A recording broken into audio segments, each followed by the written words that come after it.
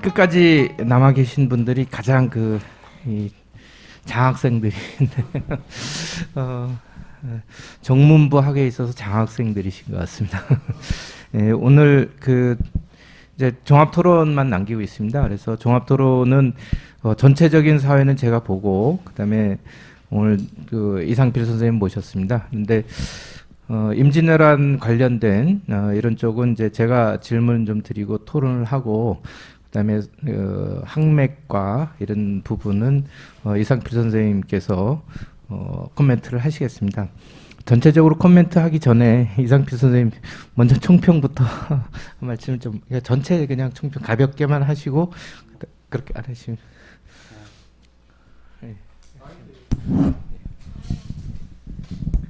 네.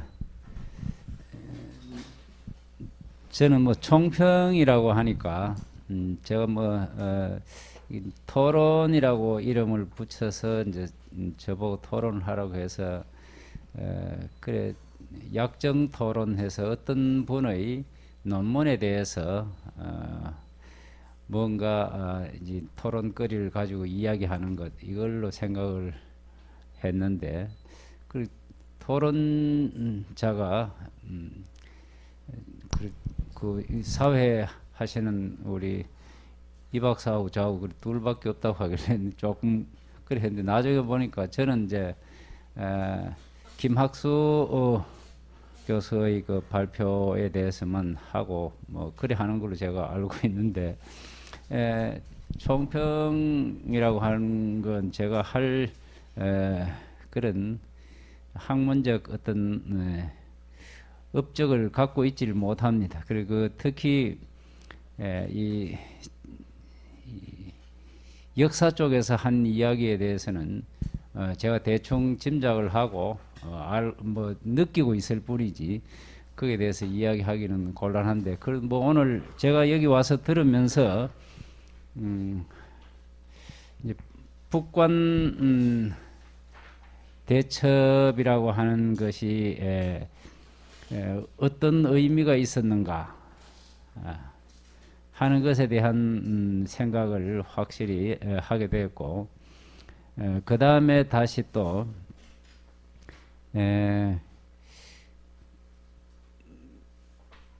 도대체 임진왜란, 임진전쟁 여기에서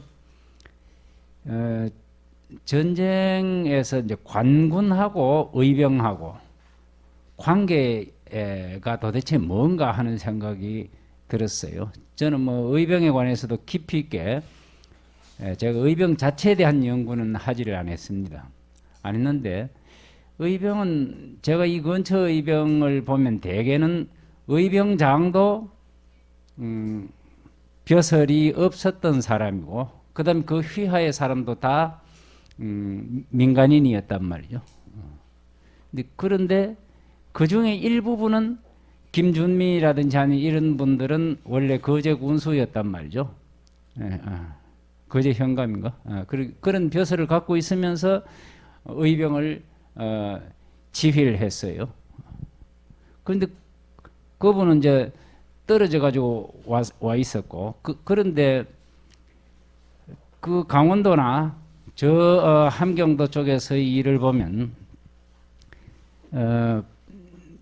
의병장에 해당되는 분이 벼슬아치예요. 벼슬아치고 그런데 그게 참여했던 군사들은 관군이 아니고 의병이 주가 되었다 하는 그런 측면이에요. 그런 경우에 실제 참가자는 의병인데 지휘자는 의병이 아니란 말이죠. 그럴 적에 그걸 의병이라고 해야 되는지 뭐라고 해야 되는지 그거 잘 모르겠어요. 그런 데 대한 어떤 정의가 있는지 그건 잘 모르겠어요. 지금 이순신 장군이 전투를 이끌고 가는 그런 경우는 의병은 거의 참여를 안 했단 말이죠. 그런 경우와 의병과 관군이라기보다는 높은 벼슬아치가 의병을 지휘하는 쪽하고 그 다음에 의병을 지휘하는 사람하고 의병 그들하고 같이 있는 것 이렇게 크게 보면 3대별 되는 것 같은데 그거 구별이 좀 잘 안 되는 것 같은, 그 뭐라고 이야기해야 될지, 다 의병이라고만 단순히 이야기해야 될 것일지 하는 그런 생각이 오늘 좀 들었습니다. 그리고 뭐 그게 그 우리나라 의병에 관한 이야기가 임진 전쟁에서 이제 의병이, 저는 진정한 의병은 거기서 출발하는 것 같은데, 그 의병도 출발은 그러면 곽재우부터 시작이 된단 말이죠. 그 다음에 이제 곽재우 다음에 정인홍, 김면 이렇게 되는데, 그게 어떻게 해서 그렇게 되는지에 대한 이야기가 제대로 되어 있는지 잘 모르겠습니다. 이제 그런 정도로 하고 김학수 선생 이야기는 좀 이따가 하도록 하겠습니다. 예. 네, 선생님 그 총평 감사드립니다. 우선 제가 그러면은 김재천 선생님께 그 발표에 대해서 한 몇 가지 일단 조언이랄까 평가 총평을 하도록 하겠습니다. 우선 정문부 선생 자료가 이렇게 많지 않은데 남북한 자료를, 특히 이제 북한 자료를 모으기 위해서 굉장히 열심히 노력을 한 것 같고, 이런 점에서 의의가 있다고 생각이 됩니다. 그런데 이제 북한에서도 의외로 이제 자료가 없고, 이런 상황이라면 좀 더 원본이라든가 이런데 원 자료에 더 신경을 좀 많이 써야 되는 것이 아닌가 하는 생각이 하나 들고, 그 다음에 이제 정문부 선생 관련해서는 임진왜란하고는 관련이 없지만 많은 시라든가 이런 것들을 남기고 있습니다. 그래서 그의 문학적인 성과 이런 것들은 어떤 정도의 평가를 받는지, 여기에 대한 것들도 궁금하고, 또 한 가지는 정문부 자료가, 직접적인 자료가 이렇게 별로 없다면 그 외에 이제 금성문이라든가 또는 아까 이제 배양되면 이제 각 서원이라든가 그런 곳이 있습니다. 그러면 이제 거기에 관련된 기록들이 있는데, 정문부뿐만 아니고 정문부의 주향 말고도 이제 아까 김강수 선생님이 지적했던 여러 서원들이라든가 이제 사당들이 있죠. 거기에 있는 자료들도 이제 많이 지금 공개가 돼 있습니다. 그래서 이런 부분까지도 한번 더 넓혀가지고 봐야 되는 것이, 그래야지 이 지금 현재 오늘 발표하신 부분이 더 매끄럽고 풍부해지지 않을까, 그런 생각을 가지게 됩니다. 예, 김 선생님 잠깐 얘기를.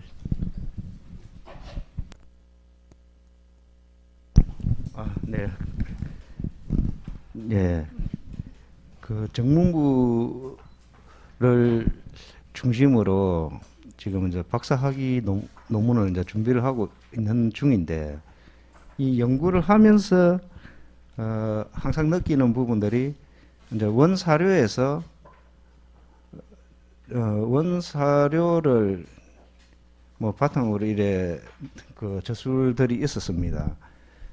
그래서 지금 많은 자료가 많이 부족하다, 이런 느낌을 가지고 있습니다. 그래서 이제 자료 발굴을 지금 하고 있는 중이고, 예, 또 사료도 이제 살펴보고 있는 중입니다. 그리고 정문부 선생의 문집을 중심으로 문학적인 이 학위 논문은 지금 일부에 문학 학위 논문 2편에 이제 3편입니까? 하여튼 장계와 시가 조금 나옵니다.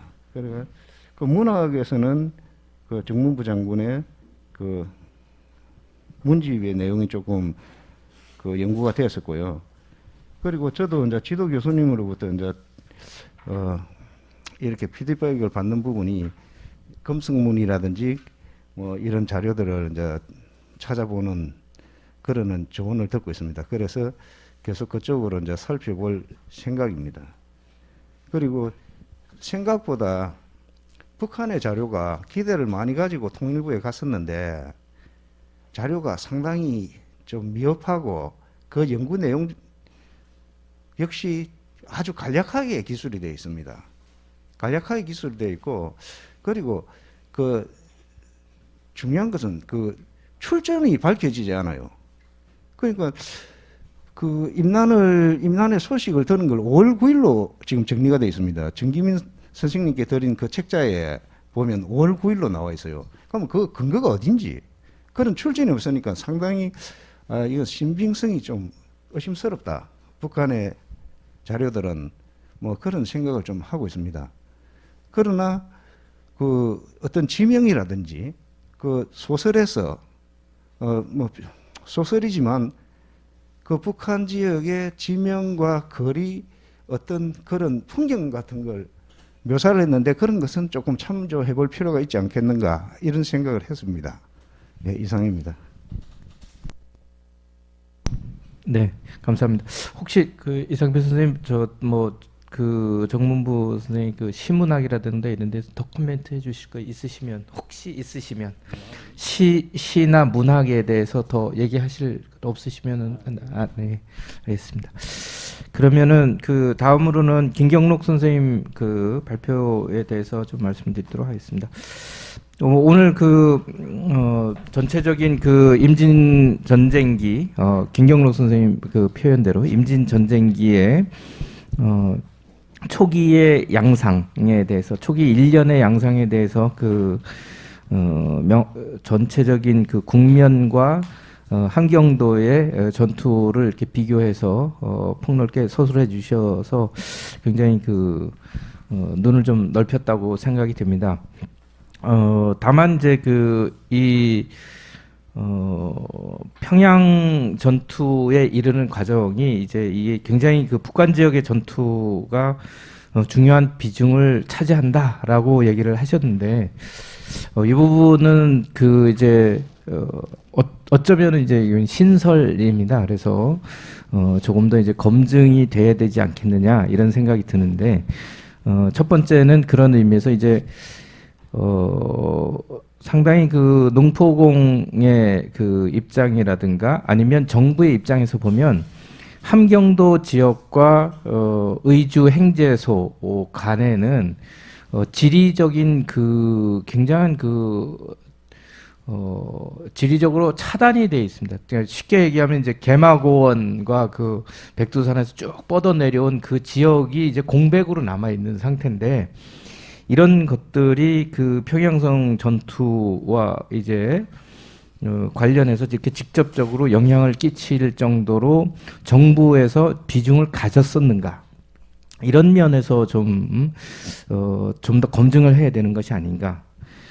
특히 이제 이 시기에 정문부 선생이 이제 여기서 의병 활동하던 시기에 정부에서는 주로 이제 중국군을 어떻게 받아들일 것인가, 중국군을 어떻게 참전시키고 그들이 참전했을 때 어떻게 군량을 댈 것인가, 뭐 이런 문제에 굉장히 골몰을 하고 있었습니다. 그래서 요 상황에서 이 지금 북한 지역의 전투가 평양성 전투에 굉장히 어떤 디딤돌처럼 이렇게 굉장히 작용을 많이 했었다라고 얘기를 하려면 이런 부분에 대해서 좀 더 명확한 것이 밝혀져야 되는 것이 아닌가 그런 생각이 듭니다. 이게 여기에 대해서 좀 더 보강을 좀 부탁을 좀 드리겠습니다. 우리가 일반적으로 이게 지도를 이래 놓고 보면 좀 다릅니다. 이게 뭐냐면 한양에서 파천을 결정을 하는 순간부터 평양에서 떠나기 전까지 계속 선조하고 대신들 간에 파천의 최종 목적지를 어디로 갈 것이냐를 두고 이제 다툼이 있습니다. 선조는 초지일관 의주로 가겠다라고 하고 대부분의 신료들이 이제 이야기하는 곳이 어디냐면 강계 지역입니다. 그러니까 우리가 이제 백두산 딱 그려놓고 압록강, 두만강 이렇게 했을 때 백두산에서 압록강 쪽으로 조금 더 오면 거기가 강계입니다. 그래서 강계가 왜 좋으냐라고 하면 여차하면 일본군이 이렇게 남쪽에서 올라오면 서쪽으로도 갈 수 있고 동쪽으로도 갈 수 있어 함흥까지 갈 수도 있다라고 이야기를 합니다. 대신들의 주장이 그겁니다. 그럼 대신들 중에서 주로 그 지역의 병마나 관찰을 했던 관찰사를 역임했던 인물들이 그렇게 주장을 합니다.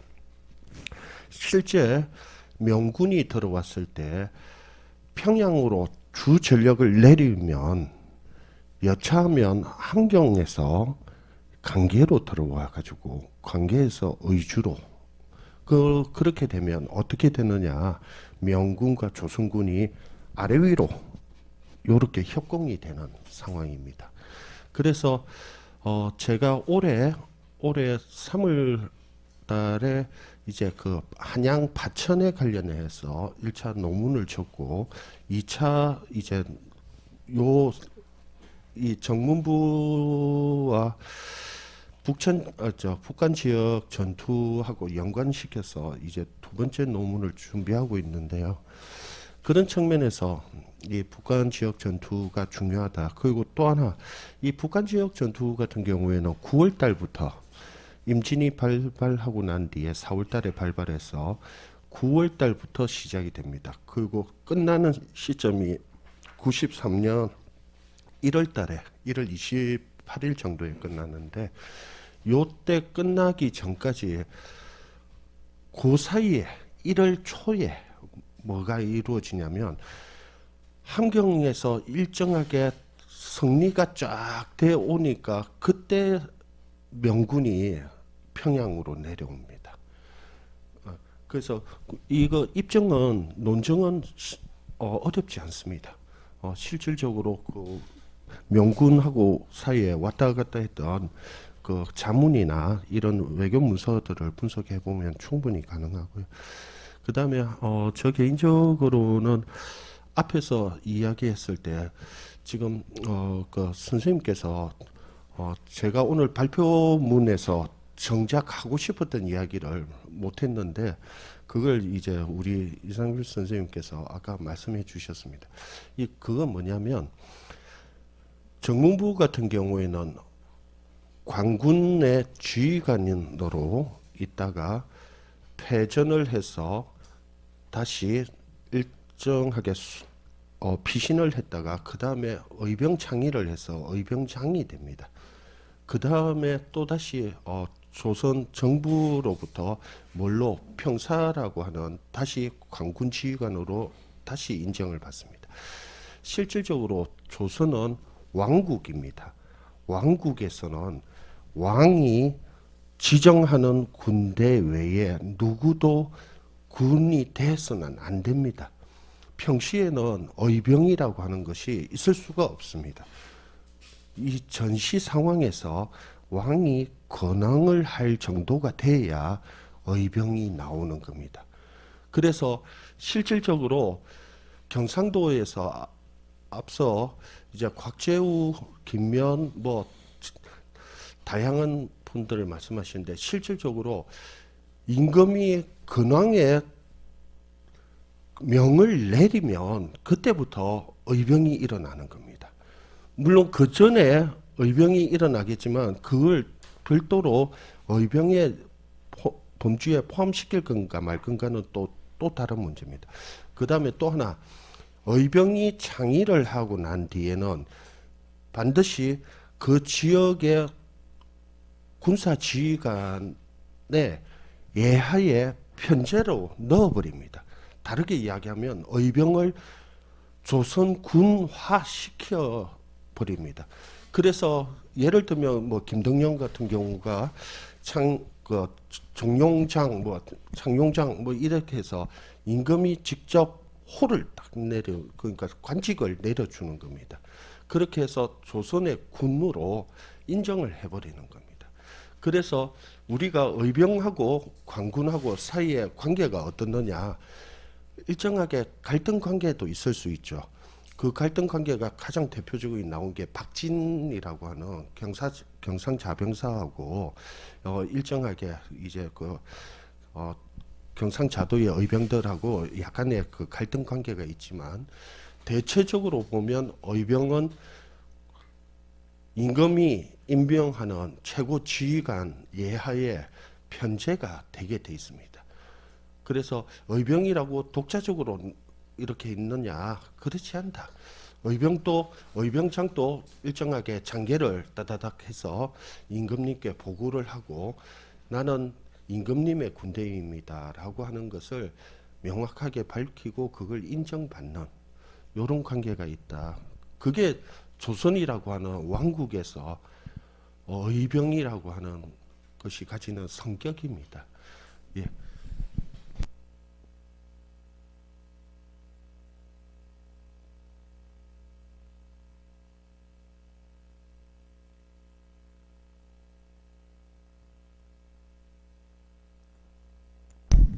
네, 감사합니다.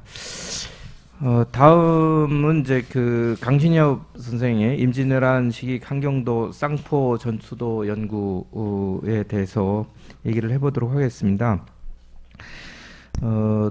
이 정문부의 그 북한 대첩과 관련된 그림이 이제 그 3종이 있다라고 얘기를 했고, 그 중에 이제 그 쌍포 전투도를 주목을 해서 실제로 이제 그림과 함께 이제 그 얘기를 했습니다. 그 제가 그 이 그림을 가지고 이제 이렇게 그 글이 나온 거는 이제 최초로 알고 있는데, 이 정문부 선생에 대해서 전투에 대해서 그런 의미에서 굉장히 의미가 있다고 생각되고, 앞으로 이제 좀 더 발전이 돼야 되지 않을까 그런 생각이 듭니다.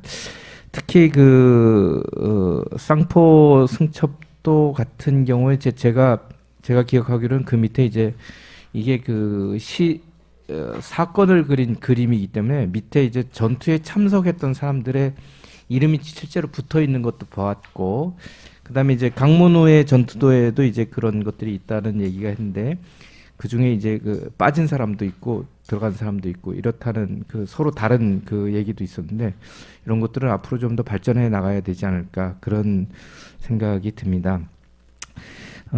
한 가지는 이제 바로 이런 점과 관련해서 왜 이렇게 명단이 전투에 참석한 사람들의 명단이 좀 달라졌는가, 거기에 대한 어떤 추가적인 설명을 더 해주실 수 있는가 하는 거 하나고, 그다음 또 하나는 전투가 이제 몇 번의 전투가 이제 6번의 전투라고 꼽는 거에서부터 있는데, 하여튼 뭐 여러 전투가 있는데 왜 쌍포 전투를 가장 중시했을까? 요 두 가지에 대해서 좀 추가 설명을 좀 부탁드리겠습니다.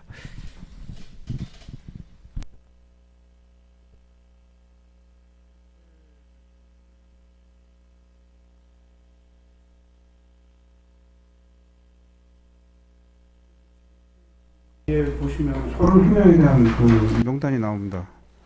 물론 제가 여기까지 이제 그러니까 쌍포 전투도에 참여했던 명단은 그림에 하단에 있던 명단으로 지금 파악이 됩니다. 이 개개에 대해서도 좀 연구가 필요하지 않을까 지금 그런 생각이 들고, 여기 이원통이라는, 그러니까 북방충의전, 그러니까 주 28에 나오는 북방충의전 42명 중에 끝에서 두 번째가 이원통인데, 이원통에 대한 업적을 서술을 하면서 31명에 대한 명단을 적어 놓은 겁니다. 이것이 이제 쌍포 전투도의 하단에 들어갈 내용이었던 걸로 지금 파악이 됩니다.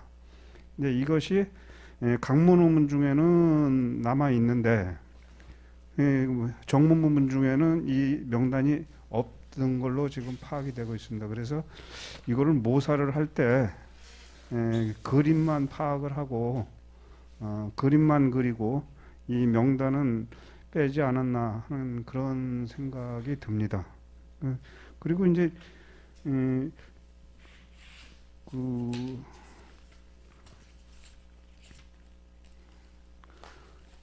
정문부 장군과 관련해 가지고 쭉 이렇게 살펴보니까 의병과 관련해서 쭉 살펴보면 8월에 조직을 해가지고 9월 16일에 경성 전투가 있고 19일에 이건 내용이 없는 겁니다. 19일에 이제 길주 전투를 해서 최초로 승척을 하고 10월 14일에 국경인 정말수 등 6인을 참수하고 국세필 등 13인을 참수하고 그리고 10월 21일에 명천에 진주하고 30일에 길주 장평 전투가 있던 걸로 그리고 상당히 이게 파악한 걸로 보면 전과가 굉장히 컸던 것으로 파악을 합니다.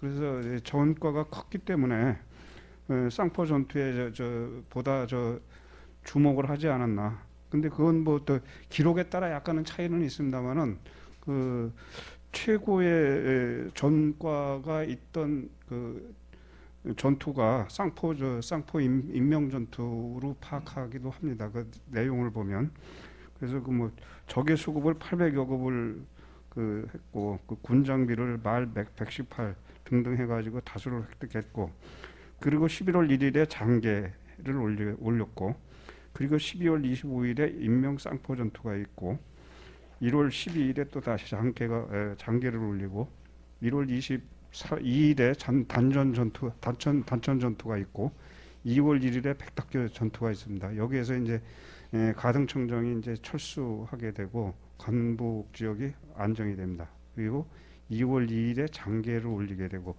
근데 이 장계를 올릴 때 이 농포공의 장계를 쭉 보면 이 전과에 대해서 그렇게 확실하게 서술을 하질 않으셨더라고요. 그래서 그게 좀 아쉽습니다. 그래서 뭐 그런 내용이 뭐 얼마를 적군을 얼마를 죽이고 뭐를 얼마나 획득을 하고 이런 것들이 이제 좀 자세하게 썼으면 얼마나 좀 후학들이 공부하기가 편한데 그게 좀 없는 게 좀 아쉽습니다. 그렇다고 근데 그리고 또 다른 문집류들을 다 봐도 그거에 대해서는 그렇게 없습니다. 근데 각 전투에 대해서 이제 내용이 좀 오락가락하는 경우가 다소 있습니다. 그런 거 했고 그리고 이 쌍포 전투 관련해 가지고 아까 말씀드린 그 31명에 대한 또는 그리고 42명에 대한 그런 개별적인 연구 이런 것도 하나의 논문의 제목이 되지 않을까 그렇게 생각을 하고 있습니다. 이상입니다. 네, 감사합니다. 다음은 이제 김강식 선생님 그 발표에 대해서 약간 말씀을 좀 드리겠습니다.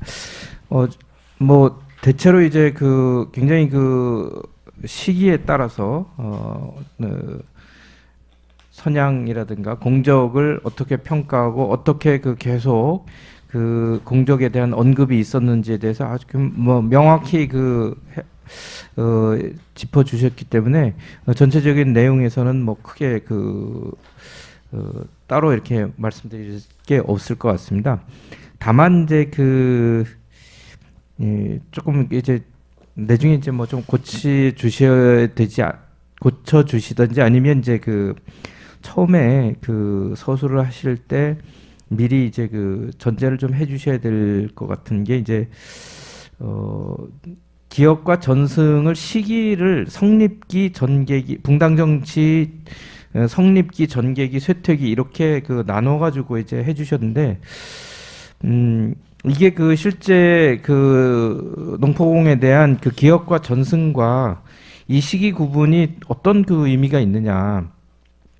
이 부분은 좀 더 명확하게 해주시는 게 좋지 않을까 그런 생각이 들었습니다. 그래서 질문 요거고 그다음에 이제 아까 이상필 선생님께서 말씀하셨던 의병과 관군과의 관계라든가 이런 데 대한 추가적인 선생님의 코멘트를 더 부탁을 좀 드리겠습니다. 예, 뭐 질문에 대해서 먼저 답하고 앞에 일반적인 부분 좀 설명하도록 하죠. 그래서 이게 이제 제가 그 다른 이미 기 논문을 발표한 것 중에 임진왜란의 기억과 뭐 의미 이런 거를 쓴 적이 있는데, 그래서 이제 임진왜란과 가까운 시기에는 일단 그 임진왜란 활동에 대한 어떤 그런 부분이 이제 국가로부터 인정을 받는 거죠. 그 부분이 있고, 그 다음에는 이제 일종의 그런 인정 위에 추인이 되는 거죠. 그게 이제 사당도 만들어도 된다, 아니면 사역도 된다, 뭐 이런 것들이 있는 것이고, 그 다음에 이제 그 이후에 그 쇠퇴기 부분에서는 이제 이게 기억이 이제 흐트러지는 이런 부분이 있는데, 그게 새로 재생한답니까? 이런 부분이 있죠. 그래서 정무부 선생 같은 경우는 직접적으로 정무부 선생하고 관련돼 있는 아까 그 불천이 제사 이런 것도 있지만 그 시기에는 오히려 정무부 선생과 같이 활동했던 이런 인물들이 배양되고 하는 정직되고 하는 이런 움직임으로 나타난다 이렇게 볼 수 있고, 그렇게 되다 보니까 처음에는 이게 이제 그 성립기, 정계기, 쇠퇴기로 오면서 오히려 그 기억에 대한 내용들은 훨씬 더 풍부해지고 많아지죠. 그런 부분들을 우리가 의미를 짚어볼 필요가 있고, 제가 스스로 하고 있는 큰 방향은 그런 것이다 이렇게 말씀드리겠고, 그걸 명확하게 한다는 건 참 이게 딱 논문이라는 게 이게 뭐 판결을 내리는 이런 게 아니기 때문에 조금 그런 면이 있습니다.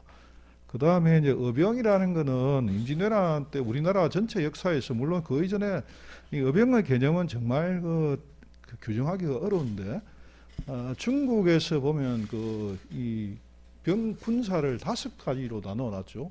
그 중에 이제 마지막에 있는 게 국가 안에서 반란이 일어났을 때 그걸 진압하는 군사가 일어난 게 어병이라, 오를 넣자 써서 어병이라 이렇게 합니다.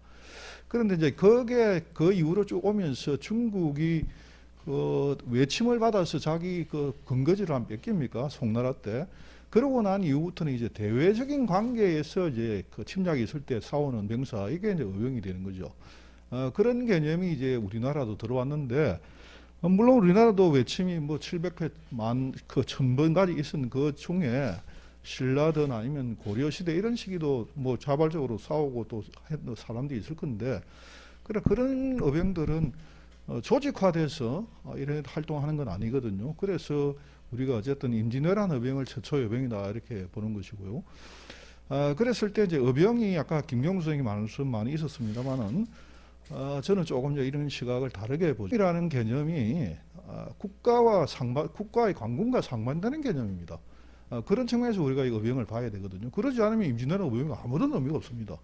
그랬을 때, 그러면 이제 아까 이상필 선생님 말씀하신 게 더 이제 어병의 어떤 분류나 이런 데 가까운 개념인데, 그럼 이 어병을 어떻게 볼 것이냐 이런 문제거든요. 그런데 실제 어병장이 국가의 관직을 받는다면 그건 관군이죠. 그걸 그 어병이라 해서 안 되는데 지역마다 그게 다르거든요. 그래서 아까 말씀드린 경상도 지역 같은 경우 어병은 저는 그렇게 나누고 있습니다. 이게 항병입니다, 성격이. 그러니까 고을에서 자기 고을에 일본군이 바로 다 침략하니까 아까 그 김경수 이야기도 맞는데 국왕이 장계를 전달하고 이런 게 없지 않습니까? 그 시기에는. 그러니까 그때 지역에서 일단 살아야 되고 생존해야 되죠. 그러니까 일어난 게 곽재우가 제일 먼저 일어났다 이렇게 이야기되는 것이고, 반면에 저쪽에 전라도에 가면 지금 이제 뭐 어병박물관을 만든다 이렇게 샀는데 정말 이 경상도 사람들 좀 분발해야 됩니다. 그 나주에 실제 어병박물관을 만들지 않습니까? 국가 예산이 200억인가 투입된다고 결정됐지 않습니까? 그래서 그럴 때 보면 그쪽의 어병들은 직접 일본군 침략이 안 왔거든요. 그래서 근황하러 서울 쪽으로 올라가지 않습니까? 그래서 어병의 개념은 항병하고 중위군 두 가지 성격입니다. 그래서 그거 하나만이 어병도 아니죠. 그래서 그렇게 봐야 되고, 그 다음에 나중에 어병이라는 게 한 번 어병이라고 끝까지 어병이 아닙니다. 곽재우 같은 게 대병책이지 않습니까? 곽재우가 바로 관군에 편입됩니다. 그래서 어병이라는 게 제가 이게 뭐 이런 거는 처음으로 그 학술적으로 이야기한 부분인데, 어병이 성격이 바뀝니다. 그래서 처음에는 어병이다가 그 다음에 국가의 지원을 받으면서 준관군이 됐다가 그 다음에 완전히 어병 관군으로 편입되죠. 그래서 실제 어병에 참여했던 대부분 민간인들은 국가에서 강제적으로 해산시킵니다. 그러니까 해산된 사람들이 전부 다 충청도에 뭐 아니면 저쪽 항해도 이런 쪽에서 반란에 참여하고 이렇게 하거든요. 그래서 그런 부분에서 우리가 의병의 개념을 상당히 이렇게 뭐 단선적으로 이야기할 수 있는 부분은 아니다 이렇게 볼 수 있고, 그래서 다른 지역에는 아까 이 정문부 장관이 또 초기에 그 광군을 할 때가 전쟁에 실패하고 나서 나중에 관직이 없는 상태에서 이게 의병력이 추대된 거 아닙니까, 그죠? 그렇고 또 중앙에서 이제 중앙과 그 통로가 통하면서 그쪽 일정 경상도 같이 초기에 아니란 의병들은 국가에서 이미 직함을 줍니다. 의병장에 해당하는 직함을 줘가지고 의병을 이렇게 하거든요. 그렇게 그런 시기는 이제 국가의 통제를 받는 그런 의병이다 이렇게도 볼 수 있거든요. 그렇게 의병을 생각해야 되지 않나 이렇게 생각하고요. 관군과의 관계는 이게 이제 완전히 관군에 편입되는 경우를 떠나면 일종의 국가의 지원, 의병은 안 그렇습니까? 자발적으로 일어나 싸우기 때문에 우리가 좁은 개념으로 보면 국가에서 이제 군량도 지원해 줍니다. 그런 단계로 가면 이제 중관군이죠. 그래서 관군과 준하는 상태로 넘어갔다가 관군화된다 이렇게 봐야 되고, 어쨌든 또 초기에 군사 중에 이게 뭐 관군들이 전부 도망했잖아요. 그래서 요즘 뭐 제가 의병에 대해서 많이 비판을 받습니다. 뭐 관군이 의병 임진왜란에서 의병만 가지고 싸운다 이래 이야기가 듣거든요. 그거 아니거든요. 실제 초기에는 관군들이 도망갔잖아요. 그래서 이게 우리가 조선시대 때 임진왜란 때 그 의병들의 활동이나 관군들의 활동도 각 지역에 따라서 시기적으로 이렇게 우리가 분석을 해야 되지, 그냥 뭉뚱그려서 어느 시기에 다 관군이고 의병이고 이건 절대 아닙니다. 그래서 그런 부분이 필요하다 이렇게 생각합니다. 예, 이상입니다. 네, 감사합니다. 네, 의병은 해병대가 아니군요. 네, 제가 아까 명확히라고 그러는 거 좀 오해가 있으실 것 같아서 다시 말씀드리면 거기에 대한 게 아니라 붕당 정치에 요거를 가지고 시기 구분을 하신 이유가 있으신가에 대한 거기 때문에 그건 이제 다른 의미입니다. 그래서 그래서 오해를 하지 않으셨으면 좋겠습니다. 예, 감사합니다. 마지막으로 이제 김학수 선생 글에 대한 논평은 우리 이상필 선생님께서 해주셔야 되겠는데 답변은 안 되고 있고 하여튼 제가 김학수 선생님께 요지는 또 중요한 코멘트는 전해드리도록 그렇게 하겠습니다. 예, 선생님. 아까 뭐 시문에 관해서 이야기했는데 시문을 제가 다른 건 보지를 못했고 우리 김강식 교수님 그 발표문 중에 79페이지에 79페이지 붕당 정치 전개기라고 하는 이 부분을 보면 중간에 정문부가 지었던 시로 이걸 소개한 게 있는데 이 시 때문에 이괄의 난에 연루되어 고문받던 끝에 죽었다고 하는 그 시인데 이 시 번역이 그 실록이 원래 있을 때까 이렇게 실록이 이래 되어 있어요.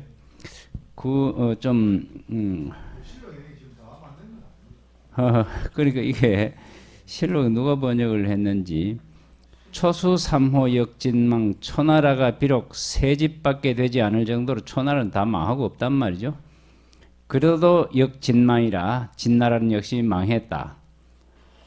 그러니 미필남공 어덕당이라 반드시 남공의 말이 적당함을 얻었다고는 할 수가 없다. 그 남공이 초나라에 의해서 진나라가 망할 거다 했는데 초나라가 뭐 진나라 망하게 한 건 아니다 이 말이죠. 초나라는 세 집 정도밖에 없을 정도로 초나라는 다 망하고 없는데 그래서 진나라는 망했어. 그런 거 보면 남공의 말이 꼭 맞다고 볼 수는 없다 이 말이죠. 근데 1인 무관 종불반 한 번 무관에 들어간 뒤로 끝내 돌아오지 않았으니 이 말은 이제 무관에 들어간 사람이 누구하니까 회왕이 이제 무관에 들어갔단 말이에요. 무관이라고 하는 곳이 중국 남쪽인데 그 무관에 들어가고 난 뒤로 그 아들을 이 회왕의 아들 자영이라고 하는 사람이 결국은 옥새를 진시황한테 갖다 바쳐가 결국 끝났는 기란 말이죠. 그래서 초나라가 완전히 망했다는 말을 일인무관 종불반이라 썼어요.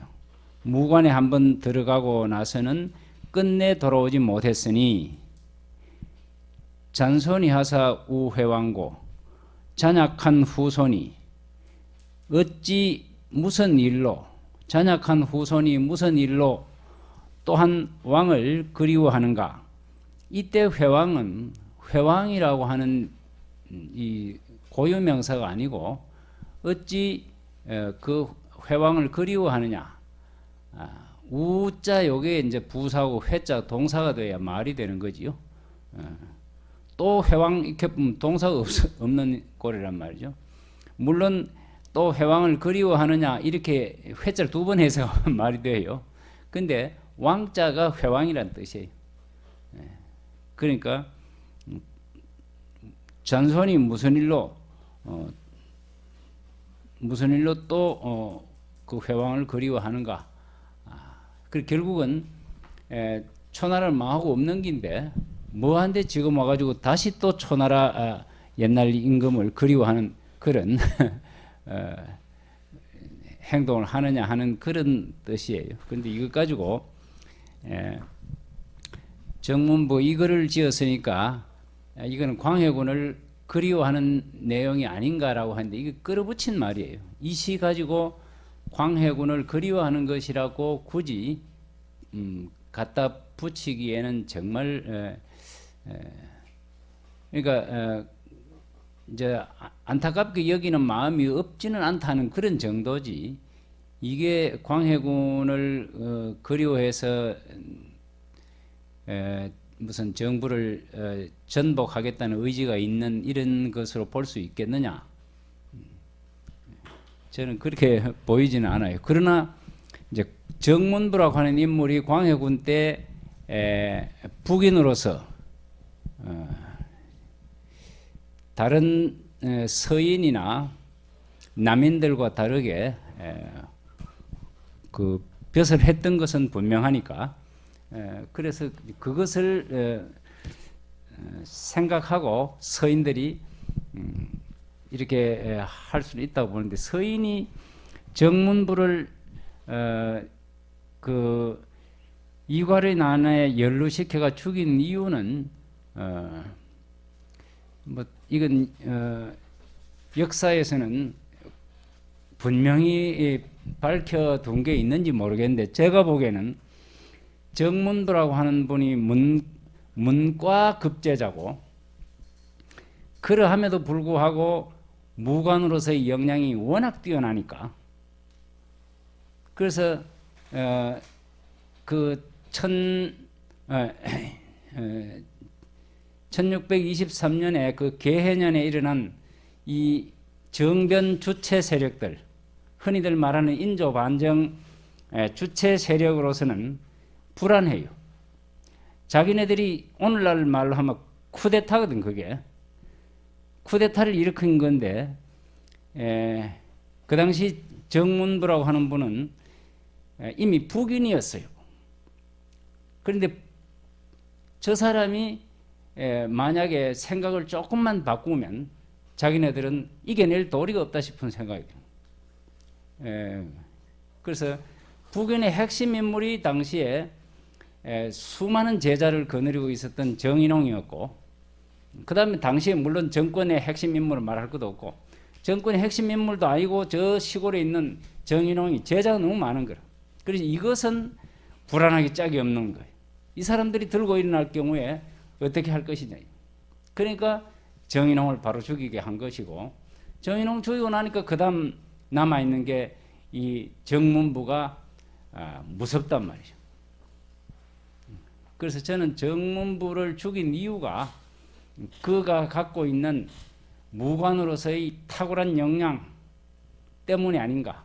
그리고 그가 북인이었거든. 자기네들하고 같은 편이 아니었던 사람이에요. 그러니까 불안하단 말이죠.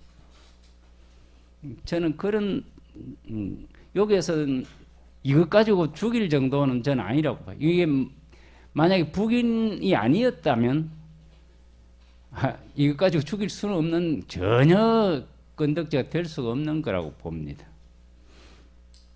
자, 그다음 저 이제 김학수 선생 논문에 대해서는 뭐 김학수 선생 논문이 여러 편 있었고 제가 여러 번 읽어보고 여러 가지 이제 그 글을 아주 이분은 재미있게 쓰지요. 그 일반 역사학자들이 쓰듯이 그냥 딱딱하게 쓰지 않고 상당히 수식어를 많이 붙여서 글을 재미있게 좀 쓰는 경향이 있는데, 그래서 글을 읽는데 좀 재미가 있다는 그런 느낌 늘 듭니다. 근데 오늘 이제 여기서 좀 이야기했던 것 중에 핵심이 이제 뭐냐 하니까 그 농포 정문부의 가계가 어떻게 이제 이게 진주 사회에서 변화하느냐 하는 그 이야기에 대해서 겉모습은 대강 이야기했어요. 그러니까 농포의 손자 정유 하는 그 분들 시대는 그때까지는 남인이었다가 그 다음에 서인으로 바뀌었다. 그 다음 일부는 남인이 있다. 이렇게 이야기를 해서 그게 조선 후기까지 내려오고 있다. 그건 겉으로 드러난 상황이. 그거는 맞는데 그럼 왜 그렇게 됐느냐? 그 다음에 정유하는 이분이 겸재의 문인인데 이분이 그 당시 원래 남인이었느냐 하는 것은 저는 아니라고 봐요. 후대에 와가지고 겸재 문인들을 다 남인이라고 봅니다. 겸재도 남인이라고 보고. 그런데 겸재가 1593년에 태어났는데 1593년에 태어난 겸재가 이 내암 정인홍의 이 사랑을 받아가지고 남명의 학기유편이라고 하는 책을 1617년에 간행하는데 1617년에 간행할 적에 그때 학기유편의 교정 책임자로 있었어요. 그 당시 1617년은 내암의 권위가 하늘을 찌르던 때고, 그런데 그때 이 1593년생 그 겸재 하홍들은 나이가 23, 24 요 정도란 말이죠. 그 책이 나올 때 24살이라. 그랬으니까 22, 23살 요 무렵에 이미 내암 정인홍의 귀에 들어간 거, 이 사람이 똑똑하다고. 그래서 내암이 인정을 해가지고 교정을 맡긴 거란 말이에요. 그 일을 총주관했던 인물은 내암 정인홍이었거든. 그럼 정인홍이 사랑을 받았던 인물이에요. 젊은 시절에. 예. 그리고 이제 그 겸재의 스승이 송정하수일입니다. 송정하수일인데 송정하수일은 남명의 제자 각제하항의 제자예요. 그런데 각제하항의 제자라고만 지금 알려져 있지만 송정하수일이 남긴 글들을 이 손으로 써서 남은 글 일기 쪼가리 이런 게 아직도 남아 있는 게 그 하원준 씨 집에서 남아 있는 자료를 통해서 제가 보니까 이 송정하수일은 자기 종숙부의 그 하항이 종숙부한테 어릴 때부터 물론 배운 틀림없어요. 그 종숙부인 하항의 제자는 틀림없어요. 그리고 또 이 동네에 수우당 최영경이 있었어요. 그리고 수우당 최영경의 제자이기도 해요. 그런데 그가 내암 정인홍의 제자였어요.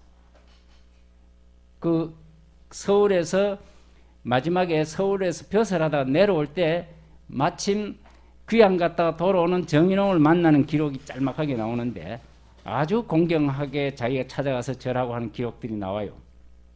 그리고 자기 처가가 맨 그 고령에 있는 동네 정씨인데 그 집이 내암 정인홍하고 굉장히 관계가 친한 집이고 자기 처가는 그 구평에 파평윤씨인데 그 집이 내암정인홍의 제자로서 이름난 집안이. 그 다음에 자기 그 사돈 맺은 집이 아까 이야기했던 고령에 그 동네 정씨 집안인데 그 집도 내암하고 굉장히 깊은 관련이 있는 집이에요. 그래서 결국은 저는 이 송정이 결국은 내암하고 사제간의 관계였다라고 저는 그렇게 생각을 해요. 그런 입장에서 이제 바로 자기 아주 젊었을 때의 스승이 송정인데 그 송정을 통해서 이제 내암에 대한 이야기도 들었을 거고 한데 그 말하자면 학기유편 편찬할 적에 그 겸재가 그 일을 주도하게 되니까 내암하고 굉장히 자기는 내암의 사랑을 받았고 내암을 존경하고 있었던 인물이에요. 그런데 얼마 안 지나가 1623년이 되거든. 그래가지고만 내암 처형당하고 내암하고 관련된 사람들은 다 지금 사라지는 판이. 그럴 적에 겸재 하홍도가 이 남명학파의 리더가 되기 시작하는 거예요. 그 전에 아직 젊은 시절이었는데 차츰차츰 1630년 넘어가면서부터 이 서서히 이 근처 지역에서는 내암 정인홍의 제자 가운데 학포 학포 정헌이라고 하는 분이 있었고 그 다음에 합천에는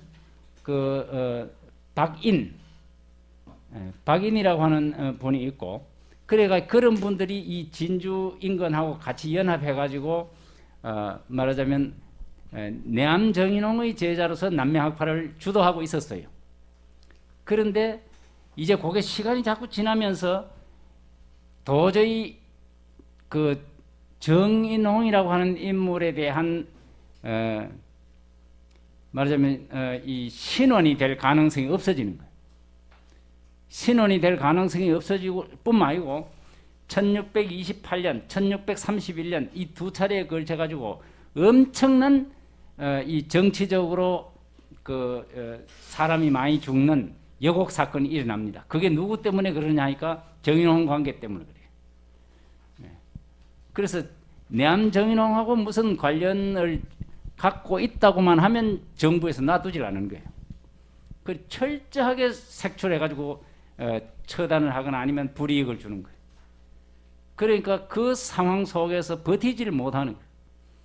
그래가지고 1651년 되면 1623년에서 51년 가마 28년 지났지 않습니까?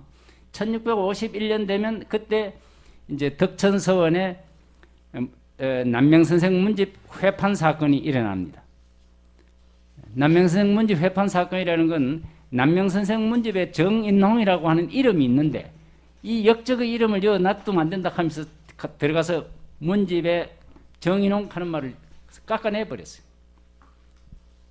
그게 회판한 거라는 이야기인데 그걸 주도한 인물이 누구냐니까 겸재 하홍도의 제자였어요. 그러면 고무력 돼 가지고 겸재 하홍도는 생각을 이제 정리한 거예요. 내암 정인홍의 제자로서 우리가 살 수가 없다. 이렇게 정리를 한 거예요. 그래서 그 당시 겸재의 제자들 가운데 젊은 제자들이 용기 있게 가서 그걸 깎아내 버린 거예요. 그래 그 사람들이 중심이 돼가지고 이제 원래 그 사람들 다 북인이었지 않습니까? 북인이다가 그 사람들이 남인화하는 거예요. 그러니까 겸재 하홍도는 원래 남인이었는데 남인된 게 아니고 겸재 하홍도는 말하자면 겸재 하홍도를 따른 사람들 다 북인이었어요. 북인이었고 그 이전에는 동인이었죠. 동인이 남북인 갈리면서 북인이 된 그 북인들이 1623년을 기점으로 해가 서서히 이제 그 남인화하는 거예요. 퇴계 선생의 학파로 이제 넘어가려고 하는 거예요. 그런데 남명 학파 가운데서 이제 그 정인홍하고 굉장히 가까웠던 사람. 이 사람들은 남인화가 되기 힘든 게 남인에서 안 받아주는 거라. 그러니까 그쪽 사람들 대표가 아까 여기에 나왔던 단목의 하씨예요. 단목의 하씨는 그 집이 내암 정인홍의 아들하고 혼인했던 집안이라. 그러니까 그 집하고 내암 집안하고 사돈간이니까 그 집 사람들이 남인화 할 수가 없었어요. 그래가지고 그 집 사람들이 서인화한 거예요. 처음으로 그 집 사람들이 서인화했습니다. 그 사람들이 우암 송시열과 동춘당 송준기를 찾아가서 서인화합니다. 그때가 1651년 곧 지나서 일이에요. 그런데 그 이전에 이 농포 집안에는 유정, 정유하는 이런 분들이 겸재의 문인이었는데 이분들이 자기 할아버지가 억울하게 이제 죽었는데 이거를 신원을 할 수 있는 기회가 생긴 거예요. 그게 아까 이야기했던 이단하 하는 이런 분들이 저 북쪽에 갔다 와가지고 가만히 보니까 정문부라고 하는 분 정말 대단하더라. 이렇게 해가지고 이분들이 이야기를 해주니까 결국은 역적으로 몰려가지고 죽은 것이 이제 회복이 될 수가 있는 거예요. 그러니까 이분들이 그때서 이제 서인 쪽의 사람들과 친하게 돼요. 그런데 원래 정문부의 가계는 조선 초기부터 내려온 가계를 보면 서인하고 친할 수밖에 없는 그런 여러 가지 옛날 그 태종 이후로 내려오는 그 가계를 보면 그런 친연성이 있어요. 그런데다가 이제 자기 할아버지를 신원시켜 주는데 적극적으로 도와줬던 그 사람들한테 가지 않을 수가 없었던 거예요. 그래서 그분들이 서인화합니다. 서인화하고 나머지 이제 농포의 자손들 가운데서 일부분이 계속 이 겸재와 같은 뜻을 갖고 있었던 사람들은 남인화해요. 그리고 그 단성 근처에 있던 이 농포 선생의 후손들이 남인화한 거는 결국은 겸재가 남인화하는 거하고 같아요. 그리고 원래 북인이었다가 남인화하는 거예요. 그리고 이제 그게 조선 후기까지 내려옵니다. 그래 아까 여기 나온 그림에 나오는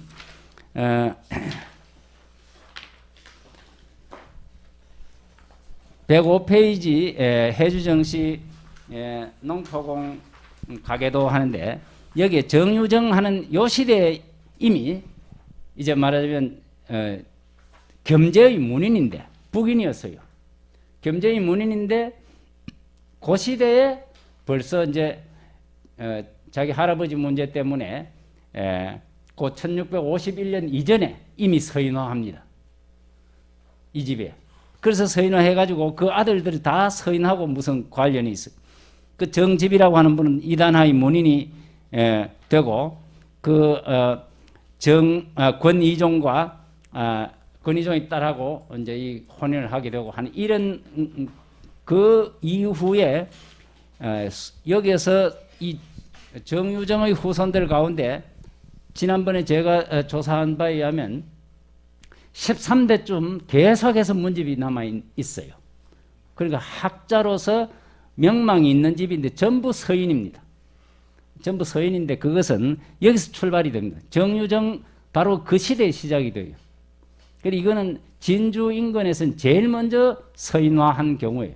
그 서인화한 이유가 뭐냐 하니까 다른 정치적인 문제가 아니고 자기 할아버지를 신원하는 문제하고 관련해서 서인화가 된 겁니다. 그런데 마침 그게 그 인조가 정권을 찬탈했던 이 문제하고 연관이 돼요. 그래가지고 서인 쪽으로 넘어가야 여러모로 좋단 말이죠. 그리고 자기 할아버지를 신원해준 고마움도 있고 이러기 때문에 어쩔 도리가 없었던 거예요. 그러고 난 뒤에 차츰차츰 이 지역의 북인들 가운데서도 내암정인홍하고 아주 가까웠던 사람들이 서인화합니다. 서인화하고 그 나머지는 남인화해가지고 지금까지 내려오고 있는 건데 그게 물론 중간에 약간씩 변화가 있긴 합니다만 대개는 저는 그래 됐다고 봅니다. 제가 이제 이 지역의 조선 후기까지의 이 여러 집안의 사람들을 조사해 본 결과가 되게 그렇기 때문에 뭐 오늘 이야기가 너무 길었습니다. 이렇게 말씀드립니다. 감사합니다. 네, 선생님 감사합니다.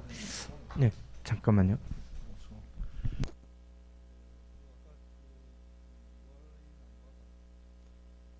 이 해석 부분은 제가 그 뒷부분은 좀 그렇게 해석할 수 있겠다 생각 들고 실제 실록에 있는 그대로 제가 뭐 커피에서 응용했는데 그다음에 또 제가 하나 꼭 알고 싶은 거는 이게 여기 그 김학수 선생 논문에도 있습니다만은 정중부가 왜 북인입니까?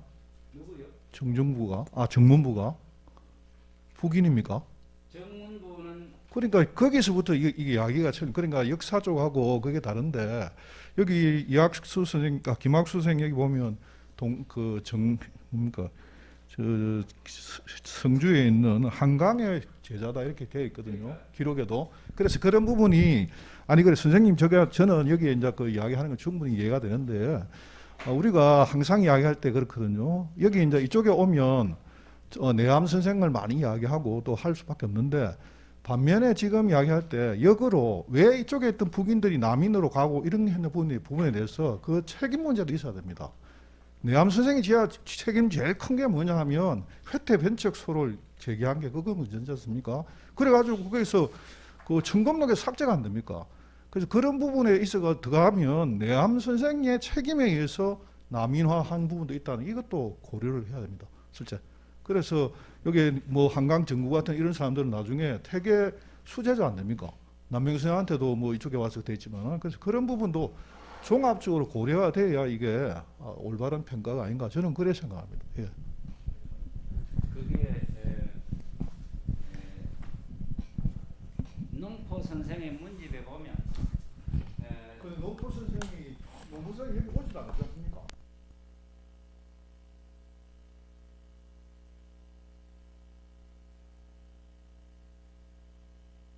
내려본 적이 없는 게 아니고 1618년 무렵에 이분이 창원 부사를 해요. 했죠. 창원 부사를 하고 여기 내려왔는데 그때 그 한강 정구를 찾아가서 한강의 제자가 됐다는 거예요. 그 문집에 보면. 그 1618년 그 무렵에는 한강이 죽기 2년 전인데 그때는 한강은 아무런 실권이 없을 때예요. 후대에 오면 한강은 남명학파나 퇴계학파에서 제일 두드러진 인물이 한강이 되어 있어요. 그렇지만 1618년 그 무렵에 한강의 위상하고 내암정인홍의 위상하고는 위상이 다릅니다. 서울 쪽으로 올라가야 되니까. 아닙니다. 네, 일단 저희 한 번 전체 다 이제 토론은 다 됐고 플로어가 질문하시는 게 없으실 것 같아서 일단은 그러면은 여기에서 마무리를 하도록 하겠습니다. 예, 선생님들 오늘 고생하셨습니다. 예, 감사합니다.